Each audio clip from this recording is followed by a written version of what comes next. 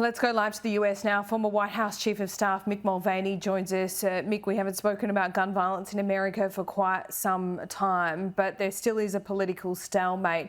We don't know all the circumstances of this, but it does seem like there is a political motivation given the laws that were changed in Tennessee recently. Yeah, there's a little bit of that, Laura. Keep in mind, Trump changed things a little bit. He banned bump stocks, which effectively turn semi-automatic weapons into automatic weapons.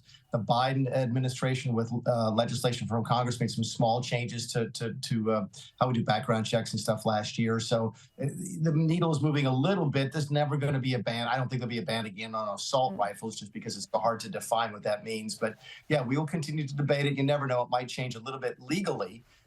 But there'll still be the continued focus on mental health, because it sounds like, and again, we're just in the hours after this happened, the woman, the person who supposedly committed these acts was deranged, and that's going to continue that debate as well about how we handle mental health in this country.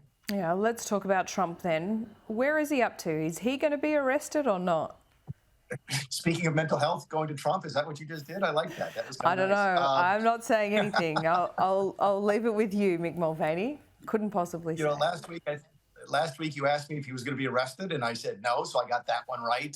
Now there's rumors leaking out that he's trying to drive the narrative that the DA has entirely dropped the case. So Trump is a master manipulator of the media and so forth. My guess is we will continue down this alley. It is a political witch hunt. There's no question. Again, no human being that I know of in my country has ever been convicted of the things that the Manhattan DA is looking at. But there probably will be an indictment at some point in the future. There may be an arrest, although that could be waived because he's the former president of the United States and surrounded by the Secret Service. But again, I don't think we're at a point now where pretty much nobody cares, because it's not going to move the needle politically one way or the other.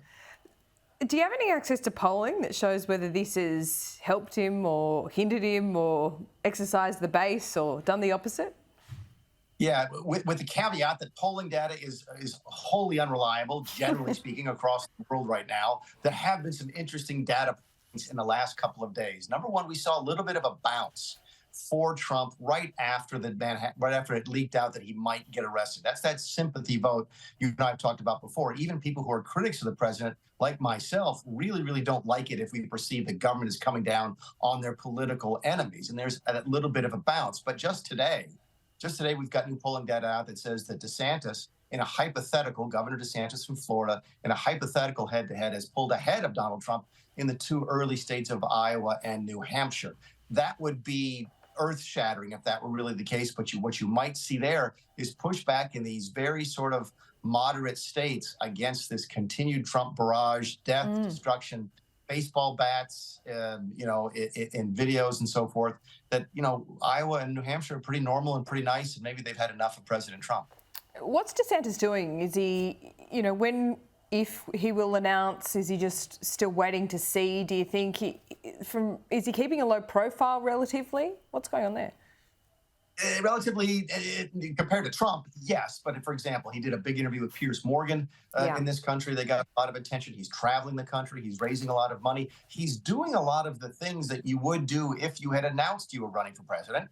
He just hasn't announced he's running for president. And there really is no deadline for that, Laura. It could come as late as August or September of next year. My guess is, knowing the way politics work a little bit, he's going to have to sort of decide by 4th of July if he's in or he's out. And my guess is he's probably in. I think you're right on that one, Mick Mulvaney. Thanks so much for your time. We'll see you soon.